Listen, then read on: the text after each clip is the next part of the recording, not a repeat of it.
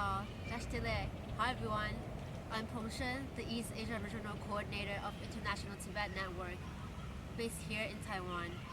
4 months ago, because of your conviction and support, the network accomplished its long-aspired vision of appointing an East Asia coordinator.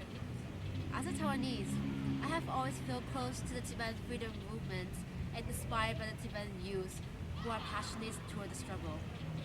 Likewise, the country has been striving for freedom and democracy by fighting against dictatorship and tyranny.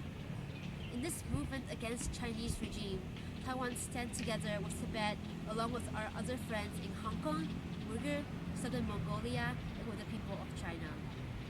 Last year, in celebration of His Holiness' 80th birthday, we launched an 80-day countdown to His Holiness' 80th birthday by highlighting the extraordinary achievements of His Holiness and the countless efforts of Tibetan groups around the world. It was a remarkable experience. Here at Network, we contemplate on new, fresh ideas and always aspire to evolve.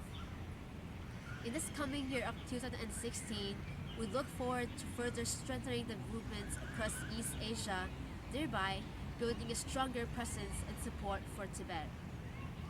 During the Sunflower movements in Taiwan, which I have been fortunate to be a part of, I recall a famous quote by the poet Emily Dickinson: "Morning without you is a dwindled dawn." On the New Year, I ask everyone to recommit ourselves to work together and walk together in this march to freedom.